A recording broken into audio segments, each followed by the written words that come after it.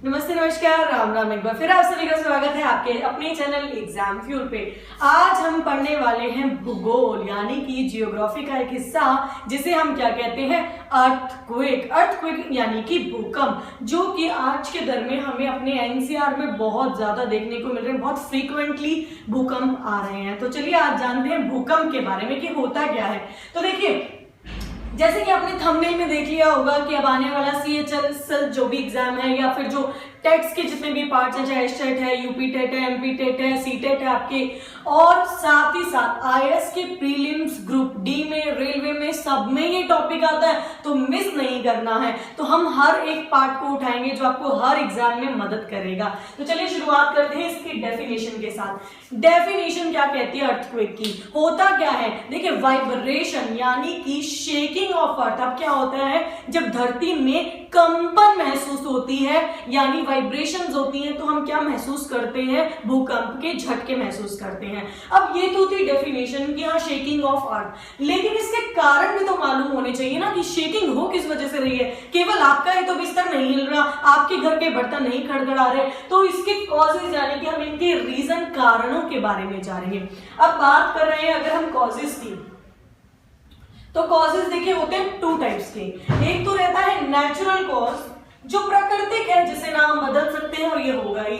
और क्या है, मैन मेड। मैन मेड मतलब हम ह्यूमन बीइंग के द्वारा वर्क किए हुए। अब देखिए क्या क्या आते हैं इसमें। जैसे कि नेचुरल की बात कर रहे हैं, तो नेचुरल में होता क्या है, जो धरती के अंदर की चट्टानें होती हैं, प्लेट्स होती हैं, वो या तो क्या होती है, ब्रेक हो जाती है, टूटने लग जाती है, वेदरिंग हो जाती है उनकी, या फिर क्या होता है कि उनमें मूवमेंट होने लग जाती है। समटाइम्स दे ओवरलैप, ये एक दूसरे के ऊपर आ जाती हैं, कभी ये दूर जाती हैं और कभी ये पास आती हैं। देखिए होता क्या है, जब ये दूर जाती हैं तो कंपन हमें कम महसूस होती है, लेकिन जब ये टेक्टोनिक प्लेट्स पास आती हैं या ओवरलैपिंग कर जाती हैं या टूटती हैं तो कंपन उतनी ही ज्यादा होती है। तो जब प्लेट्स जा रही हैं, प्लेट्स यानी कौन सी प्लेट, टेक्टोनिक प्लेट्स। प्लेट्स का नाम याद रखेंगे आप, टेक्टोनिक प्लेट्स के नाम से इन्हें बोला जाता है। होती क्या, प्लेटें नहीं, ये चट्टानों की प्लेटें, चट्टानों की मोटी मोटी परतें हैं। होगा क्या, जब ये दूर जाएंगी तो क्या है, डिस्ट्रक्शन कम होगा यानी नुकसान कम होगा।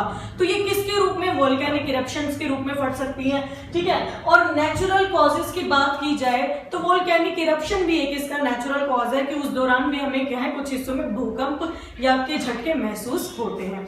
तो ये तो हो गई कि टेक्टोनिक प्लेट्स की मूवमेंट। दूसरा मैन मेड क्या है। अब देखिए मैन मेड क्या होता है, जब बहुत ज्यादा धरती के अंदर से टनल बनाई जाती हैं, मैक्सिमम रास्तों को काटने के वजह से टनल बनाने की कोशिश की जाती है, जिसके दौरान होता क्या है, बहुत ज्यादा विस्फोट किया जाता है। विस्फोट इसलिए करते हैं कि चट्टानों को ब्रेक किया जा सके, लेकिन उसका नुकसान किसके रूप में देखने को मिलता है कि जो उसकी तरंगे हैं, जो वेव्स है, वो आती है और हमें क्या महसूस होते हैं, अर्थक्वेक यानी भूकंप के झटके महसूस होते हैं। साथ ही साथ न्यूक्लियर एक्सप्लोजन यानी कि ये जो परमाणु, जितनी भी परमाणु ऊर्जा निकलती है ना, जब इनके रिएक्टर्स और इनकी रिएक्शंस कराई जाती है उस दौरान, तो वो भी एक रीजन है जो कि मैन मेड है। किसके लिए, अर्थक्वेक के लिए। तो चलिए आगे देखते हैं। आगे हमारा जो थर्ड पॉइंट है वो है फोकस। फोकस क्या होता है। अब मैं आपको दो पॉइंट्स इकट्ठे लेकर चल रही हूँ, एक तो फोकस और एक आप देख पा रहे हो मैंने यहाँ पे लिखा हुआ है एपी सेंटर। तो आपको बताते हैं कि फोकस और एपी सेंटर होता क्या है। तो हम जो इस लेवल पर रह रहे हैं, जिस धरती पे अर्थ क्रस्ट पे रह रहे हैं, वो ये लेयर है, ठीक है। और आपको कहां महसूस हो रहे हैं, झटके भी यहीं पर। अब देखिए इस पॉइंट के सीध में चलते हैं। ये पॉइंट है जहां पे क्या है, जो मेन केंद्र है जहां से झटके आ रहे हैं। तो ये जो झटके हैं ये धरती के ऊपर आपको महसूस हो रहे हैं। तो जो ऊपर वाला हिस्सा है इसे हम बोलते हैं एपी सेंटर, यानी कि आप इस धरती के ऊपर है, यहां पर है, और आपको इस केंद्र पे, इस सेंटर से आपको झटके महसूस हो रहे हैं, तो इसे हम बोलते हैं एपी सेंटर। और बिल्कुल इसी के वर्टिकली डाउनवर्ड चले जाइए यानी धरती में, यानी जो इसका मेन ओरिजिन है, मेन उद्गम केंद्र है, जहां से किरणें आनी शुरू हुई हैं, ये वेव्स आनी शुरू हुई है, तरंगे, तो इस धरती के अंदर के पार्ट को बोला जाता है फोकस, ठीक है। फोकस को हम, आपने कुछ एग्जाम में देखा होगा, हाइपो सेंटर के नाम से पूछा जाता है। फोकस नाम वर्ड यूज करके ये यूज करते हैं हाइपो सेंटर। ये दोनों ही सेम टर्म है, इनमें कोई अंतर नहीं है। और धरती के जब वर्टिकली अपवर्ड ऊपर की तरफ आते हैं तो उसे बोला जाता है एपी सेंटर। तो दोनों पॉइंट्स में आप कंफ्यूज नहीं होंगे, याद रखेंगे। अब देखिए होता क्या है, ये तरंगे यहां से शुरू होती हुई ऊपर की ओर जाती है। अब क्या है, हम आगे पढ़ेंगे जो पॉइंट्स है मेरे, आप देख पा रहे हैं मैंने आगे लिखा है टाइप्स ऑफ वेव्स। ये मोस्ट इंपॉर्टेंट पॉइंट है, पर मैं अभी आपको थोड़ा सा हिंट देने वाली हूँ किस तरीके से, कि यहाँ पर P वेव्स होती हैं, यहाँ S वेव्स होती हैं, और यहाँ पे कौन सी होती है, L वेव्स होती हैं। P वेव, S वेव और L वेव, धीरे धीरे धरती से वो वेव्स ऊपर की ओर आती हैं, आपको महसूस होती हैं। और ये चलती कैसे है, देखिए इस तरीके से, क्योंकि वेव्स है जैसे खड़े पानी में, स्टैग्नेंट वाटर में आप पत्थर मारते हो तो आपको ऐसे गोल गोल धाराएं बनाई दिखती हैं, वो वेव्स हैं। तो ये भूकंप भी आपको इस गोल गोल गोल गोल ऐसे एरियाज बनता हुआ दिखाई देता है। तो जैसे जैसे ये दूरी बढ़ती जाती है, डिस्टेंस हो जाता है, वैसे वैसे उसके झटकों का असर है वो धीरे धीरे क्या होने लग जाता है, कम होने लग जाता है। तो हम 3 वेव्स पढ़ेंगे, P wave, S waves, L waves. जो हम टाइप ऑफ वेव्स में आगे पढ़ेंगे, मैंने आपको बता दिया कि फोकस के पास L होती है। अगर पूछा जाए कभी कि फोकस के पास कौन सी वेव होती है, तो L वेव्स होती है। इनकी फुल फॉर्म भी आगे हम पढ़ेंगे, ये क्या रिप्रेजेंट कर रही है। और अगर पूछा जाए कि एपिसेंटर के पास कौन सी होती है, तो प्राइमरी होती है। और उन दोनों के बीच में जो होती है वो क्या होती है, एस वेव्स होती हैं, जिन्हें हम सेकेंडरी वेव्स बोलते हैं। चलिए आगे जानते हैं इसके बारे में।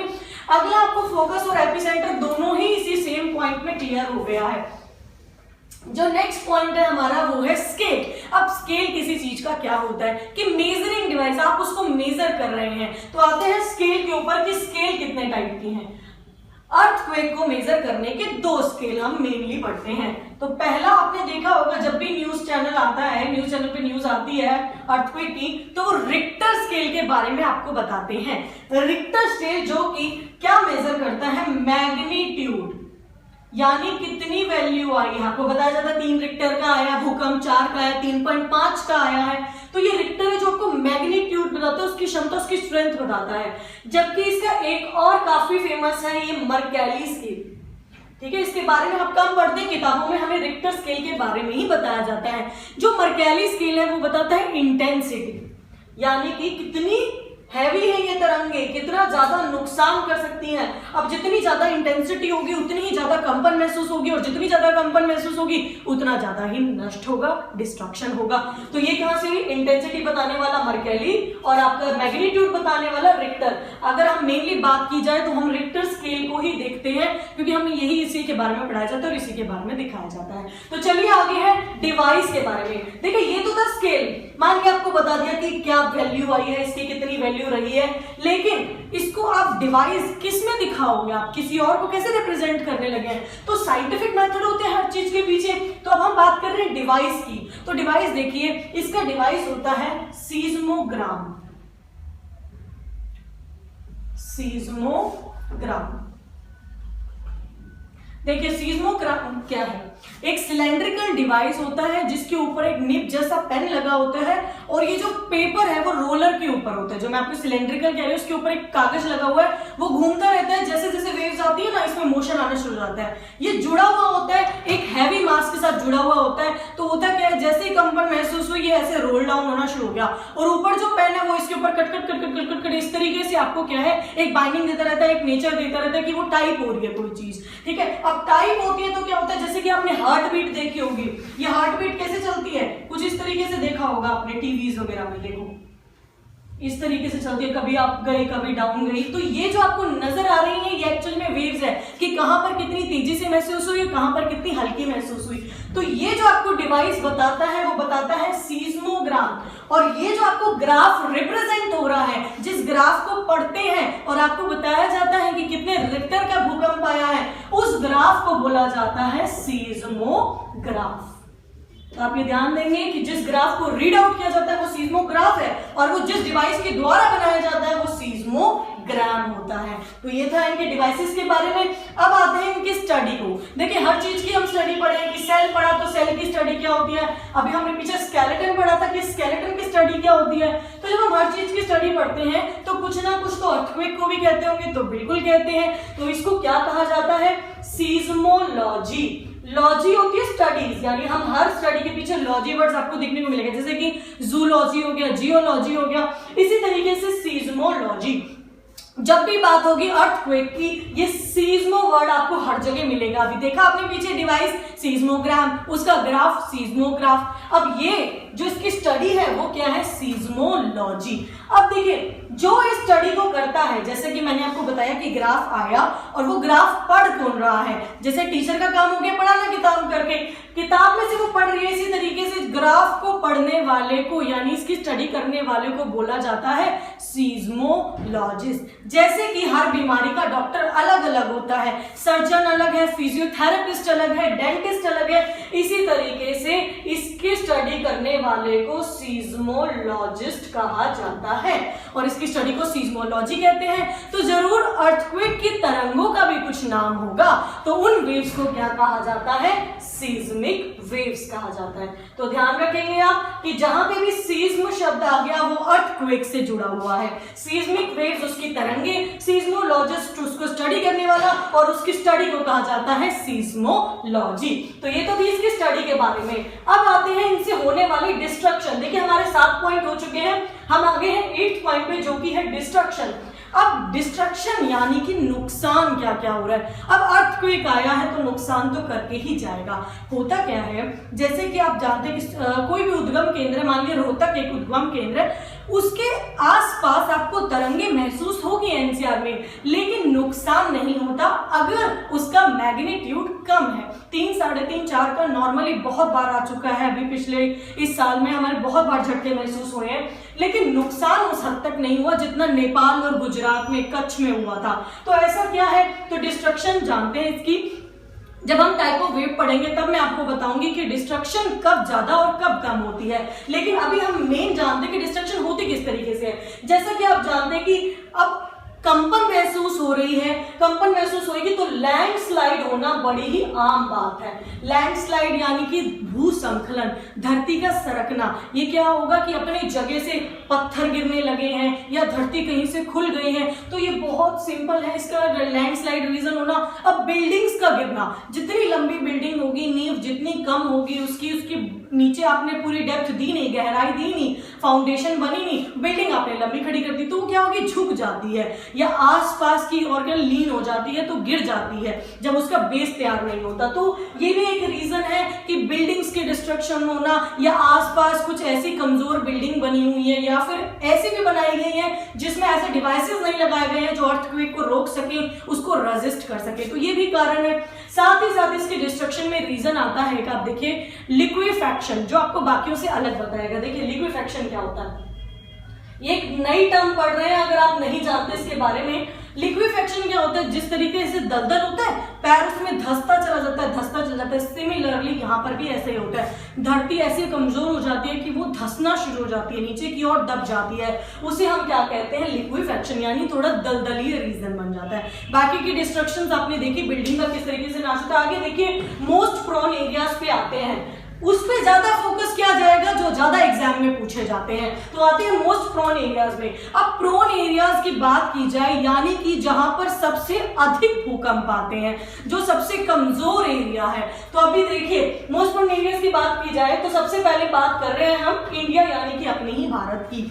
अब इंडिया की बात की जाए तो आप बहुत अच्छे से जानते हैं, जैसे कि गुजरात, कच्छ में आया था भूकंप, ठीक है। ये क्या है, आपके जो वेस्टर्न और सेंट्रल हिमालय का पार्ट हो गया वहां, जम्मू और कश्मीर हो गया वहां, नेपाल की और जो बाउंड्री अंदर हमारे भारत में पड़ती है वहां। तो ये कुछ ऐसे रीजन है, या अंडमान निकोबार आइलैंड की बात कर सकते हैं, अंडमान निकोबार आइलैंड में भी बहुत ज्यादा भूकंप आते हैं। तो ये भारत के कुछ रीजन है। लेकिन अगर भारत की बात की जाए, इंडिया के साथ साथ इक्वेडोर हो गया, फिलीपींस हो गया, टर्की हो गया, मैक्सिको हो गया, यहाँ पर और इंडोनेशिया, यहाँ पर क्या है, सबसे ज्यादा भूकंप आने के चांसेस होते हैं। बाकी देशों की कंपैरिजन में यहाँ पर ये ज्यादा मोस्ट प्रोन कंट्रीज हैं। तो आगे आते हैं सीज्मिक बेल्ट पे। देखिए सीज्मिक बेल्ट क्या होती है, अगर आप जानते हैं ये अपने सोलर सिस्टम के बारे में, सौर मंडल के बारे में, तो हमने वहां पढ़ा एस्टेरॉइड बेल्ट, यानी कि एक ऐसा एरिया जहां पे एस्टेरॉइड्स मूव करते हैं। सिमिलरली सीज्मिक बेल्ट उन एरिया को बोला जाता है जहां पर सबसे ज्यादा झटके महसूस होते हैं।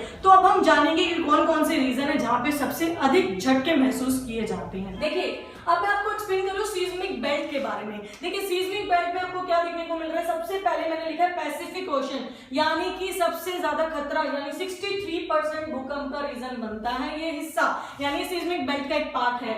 मिड कॉन्टिनेंटल बेल्ट जो कि बहुत ज्यादा हार्मफुल दिखा रखा है यहाँ पे 63, यानी पैसिफिक ओशन के बाद जिस रीजन। अब होता क्या है, ये हिमालय है, हिमालय के बाद क्या है आपका पानी बहकर आ रहा है, जो भी ग्लेशियर्स मेल्ट हो रहे हैं। अब उन पानी में बात ये आती है कि भूकंप क्या केवल धरती पर आता है, नहीं, होता क्या है ये धरती ही है जो नीचे धंस जाती है और उसमें पानी ऊपर बढ़ जाता है तो वो समुद्र बन जाते हैं, है वो धरती का ही पार्ट। तो जब समुद्र में अर्थक्वेक आते हैं, यानी जब नीचे टेक्टोनिक प्लेट्स की मूवमेंट होती है तो वो अर्थक्वेक सुनामी का रूप ले लेता है, तो उसे हम क्या बोलते हैं, सुनामी। यानी ये जो टी वर्ड है, टी किसके लिए रिप्रेजेंट करती है, थंडर के लिए, थंडर सुनामी जो कि साइलेंट होता है। आगे देखिए थर्ड मिड अटलांटिक बेल्ट जो कि हार्मफुल है लेकिन बहुत ही कम है। और फोर्थ इज अंटार्कटिका, जहां पर कोई ह्यूमन बीइंग रहते ही नहीं है क्योंकि वहां पर टेम्परेचर इस तरीके का, वहां की क्लाइमेटिक कंडीशन इस तरीके की कि हम वहां पे सर्वाइव नहीं कर सकते, वहां वेजिटेशन नहीं हो सकती due to very very less temperature. तो अब हम किसके आगे बारे में जानने वाले हैं। देखिए सीस्मिक बेल्ट के बाद आता है फॉल्ट जोन। अब फॉल्ट जोन कहलाता है क्या,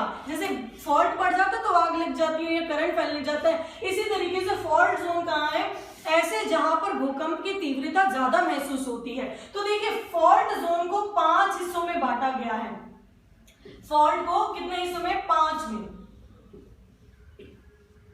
अब इनकी देखिए स्टडी किस तरीके से करने वाले हैं। जो पहला हिस्सा है इसे इस ग्रुप से हटा दिया गया है, क्यों, क्योंकि इसमें ना के बराबर वेरी लेस या नेग्लिजिबल कहेंगे ऐसे भूकंप की तीव्रता महसूस होती है, तो इसे अब क्या है इस फॉल्ट जोन में से बिल्कुल रिमूव कर दिया गया। आपको बताने के लिए मैंने बस लिखा है कि पहले ये हुआ करता था, लेकिन अब जो ये स्केल है फॉल्ट जोन का वो सेकंड से शुरू होता है 2 नंबर से। तो अब बात करते हैं सेकंड की, सेकंड से 5th तक जाते जाते धीरे धीरे ये बढ़ना शुरू हो जाएगा। तो ये मैं भारत के हिस्से बताती हूँ आपको।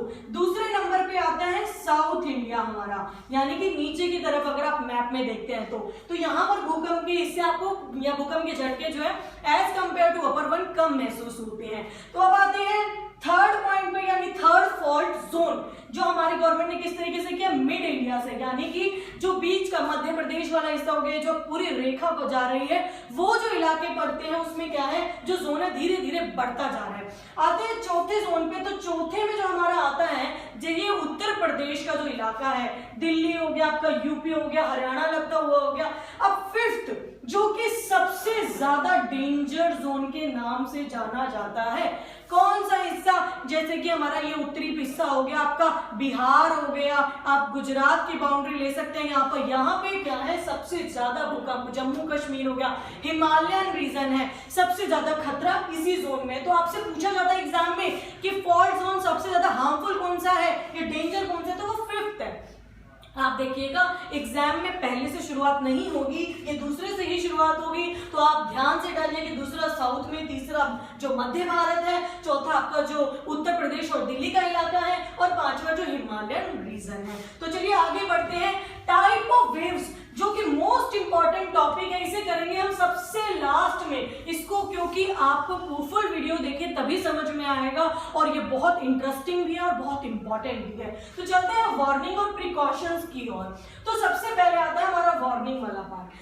हमें पहले से भूकंप के बारे में मालूम हो सकता है, क्या हमें कोई चेतावनी दी जा सकती है, तो देखिए किस तरीके से। हालांकि अब तो इतना सिस्टम आगे डेवलप्ड हो गया है कि 24 आवर के इन बिटवीन आपको बता दिया जाता है अगर बहुत ज्यादा तेज झटके महसूस होने की आशंका होती है। तो देखिए होता क्या है, एक गैस होती है रेडॉन, ये यूजुअली हमारे एटमॉस्फेयर में प्रेजेंट नहीं होती, लेकिन ऐसा माना जाता है कि जब बहुत ज्यादा भूकंप के झटके महसूस होने वाले हैं, तीव्रता के साथ आ रहे हैं, तो हमारे एटमॉस्फेयर में रेडॉन की मात्रा इंक्रीज होने लग जाती है, जो इंडिकेशन देता है सिस्मोलॉजिस्ट को कि अर्थक्वेक आने की पूरी संभावना है। तो ये इससे भी चेतावनी दी जा सकती है 24 आवर पहले, उससे ज्यादा नहीं, और बहुत कम केसेस ही होता है कि हम पहले से बता पाए कि अर्थक्वेक आने वाला है या नहीं। तो सेकंड जो है आप ये देख पाएंगे कि जानवरों का आपने देखा होगा, जो डॉग्स वगैरह होते हैं वो भौंकना शुरू कर देते हैं। क्यों? क्योंकि इनमें ना एबिलिटी होती है ये इंफ्रासोनिक साउंड्स को सुन पाते हैं। देखिए साउंड को इतनी 3 टाइप की अपने पढ़ी, ऑडिबल, इंफ्रासोनिक, अल्ट्रासोनिक। अल्ट्रासोनिक जैसे कि डॉल्फिन वगैरह जो पानी में सुन सकती हैं। क्यों? क्योंकि इनकी मात्रा 20,000 हर्ट्ज से ज्यादा की होती है और फ्रीक्वेंसी की बात करें तो। और इंफ्रासोनिक जो 20 हर्ट्ज से बिलो होते हैं। तो जो डॉग हो गया, कैट हो गया, ये पहले से रिस्पॉन्ड करना शुरू हो जाते हैं, कुत्ते भौंकने शुरू हो जाते हैं, जो हमें ये भी इंडिकेट करते हैं कि कहीं ना कहीं भूकंप आने के चांसेस हैं। तो आगे देखते हैं प्रिकॉशंस। अब प्रिकॉशंस क्या ली जाए? देखिए अर्थक्वेक के बारे में आप क्या समझेंगे? घर से बाहर मत निकलिए, ये समझेंगे? ये बिल्कुल गलत है। देखिए सबसे पहले हमें जाना ही ओपन एरिया में होता है, बिल्कुल खुले में, जहां आसपास बिल्डिंग्स ना हो, हम पर गिरे ना। लेकिन अगर ऐसा चांस बन जाता है कि आप घर के अंदर और बाहर जा नहीं सकते, तो आपको करना क्या है? अंडर द टेबल, आपको टेबल के नीचे झुक जाना है और कॉर्नर पे रहिए, क्योंकि वो अगर कुछ भी उस पे गिरेगा, टूटेगा तो वो बीच में से ही टूटेगी। प्लस एक होता है टी पॉइंट, हर घर में टी पॉइंट होता है। कैसे? जहां पर देखिए, जहां पर भी 2 दीवारें आपस में मिली, इस तरीके से मिली, तो ये बन गया टी पॉइंट। आपको क्या है? बिल्कुल कॉर्नर पे सट के खड़े हो जाना है, क्योंकि पिलर्स कभी नहीं गिरते, पहले बीच में से गिरती है। इधर लेंटर है तो आप क्या है? आप सेफ रहेंगे। तो हमेशा अगर आप घर के अंदर है तो कॉर्नर पकड़ लीजिए या फिर कोई हैवी टेबल के नीचे बैठ जाइए। तो ये कुछ सेफ्टी रूल्स है। और अगर आप नया नया घर बना रहे हैं और अगर आप जानते हैं वहां पे बहुत ज्यादा प्रॉन एरिया है, भूकंप आने के चांसेस ज्यादा है, तो पहले तो बनाइए मत। और अगर बनाना चाहते हैं तो कुछ ऐसी चीजों का इस्तेमाल कीजिए, यानी कि आजकल रेजिस्टेंट लगने लगे हैं, अंदर ऐसी चीजें, अंदर ऐसे सरिये लगने लगे हैं घर के अंदर नींव में, जो आपको क्या है? अर्थक्वेक को पास ऑन कर देते हैं, वो ज्यादा झटके महसूस नहीं होने देते। तो चलिए पढ़ते हैं हम most important types of waves के बारे में। देखिए टाइप ऑफ वेव्स हम डिस्कस कर रहे थे। मैंने सबसे पहले लिखा पी, जिसे हम बोलते हैं प्राइमरी वेव्स, फिर बोलते हैं एस, जिसे हम कहते हैं सेकेंडरी, और एल जो कि साइंटिस्ट के नाम पे रखा गया और इसका नाम है लव वेव्स, जिन्हें हम सरफेस वेव्स भी बोलते हैं। मैंने शुरुआत में ही आपको बताया था कि पी एस एल, यानी एपिसेंटर के पास पी, देन एस और सबसे नीचे एल। तो पढ़ते हैं उन्हीं के बारे में। सबसे पहले देखिए इनकी स्पीड क्या है। प्राइमरी की जो स्पीड होती है वो 6 किलोमीटर पर सेकेंड, यानी कि छूमंतर, आई और चली गई, यानी उतनी ही कम डिस्ट्रक्शन, यानी नुकसान उतना ही कम, क्योंकि स्पीड से चली गई, महसूस ही नहीं होने दी। अब आती है बात एस की, तो 3.5 किलोमीटर पर सेकेंड, यानी कि एवरेज, जहां हमें हल्के फुल्के झटके महसूस होते हैं पर नुकसान ज्यादा नहीं होता है, तो एवरेज ही नुकसान है इसका। एल वेव्स क्योंकि बड़ी धीरे गति से चलती हैं, तो ये क्या है? 1.5 किलोमीटर पर सेकेंड, तो इसकी वजह से ये हमें ज्यादा महसूस होती है और झटके भी ज्यादा लगते हैं। तो यहाँ पर मैंने लिखा है कि डिस्ट्रक्शन यानी नुकसान भी कैसा होगा? मैक्सिमम ही होगा। अब आते हैं वेवलेंथ। देखिए वेव्स इस तरीके से चलती हैं, तो वेव्स के बारे में देखते हैं। ये देखिए मैं आपको एक वेव्स का एग्जांपल दे रही हूँ, दोनों ही इसी में क्लियर हो जाएंगे। ये है वेव। अब इनके बीच का जो गैप होता है इसे वेवलेंथ बोला जाता है, जिसे डिनोट करते हैं कुछ इस तरीके से, जिसे लैम्डा बोलते हैं। अपनी साइंस में मालूम होगा, पढ़ा होगा। अब जैसे जैसे ये बढ़ेगा, इसकी वेवलेंथ बढ़ेगी, तो वेव्स उतनी ही दूर दूर होती हुई चली जाएंगी। अब इसी में आते हैं एम्पलीट्यूड, जो मैंने नीचे लिखा, देख पा रहे हैं एम्पलीट्यूड क्या होता है। ये जो वेव्स क्रस्ट और ट्रफ चल रही हैं, इनके बीच का जो डिस्टेंस है, यानी कि मैक्सिमम डिस्प्लेसमेंट, ये कहलाता है एम्पलीट्यूड, जिसको हम मीटर में मेजर करते हैं और कैपिटल ए से डिनोट करते हैं। तो चलिए जानते हैं इनका इन वेव्स पर क्या असर पड़ता है। वेवलेंथ देखिए, जो पी वेव्स होती है उनकी बहुत ही स्मॉल होती है और इसीलिए ये क्या है? कम डिस्ट्रक्शन कॉज करती है, क्योंकि जितना ऊंचा जाएगा धरती पे उतना ही आपको झटका महसूस होगा। तो ये अगर बात करें सेकेंडरी की, तो इसमें एवरेज होती है, यानी कि जो वेवलेंथ इनका जो गैप है वो एवरेज होता है, ना ज्यादा ना कम। और बात करें एल वेव्स की, तो बहुत ज्यादा मैक्सिमम होता है, यानी ये बहुत समय ले रही है, नुकसान पहुंचा रही है। एम्पलीट्यूड की बात करें तो अगेन ये वेवलेंथ की तरह पी का बहुत ज्यादा स्मॉल होता है और एस का एवरेज रेट है और एल का मैक्सिमम। तो आपको केवल दिमाग में रखना क्या है, स्टोर क्या करना है कि सबसे ज्यादा नुकसान पहुंचाने वाली एल ही है, क्योंकि उसका सब कुछ मैक्स है, और एस है वो हमेशा एवरेज जोन में चलेगी, और जो पी है उसका डिस्ट्रक्शन भी कम है और उसकी सभी चीजें बहुत ज्यादा स्मॉल चलने वाली है। तो वीडियो पसंद आई है, अगर इंफॉर्मेटिव लगी है तो लाइक करें और फ्रेंड्स के साथ शेयर करें।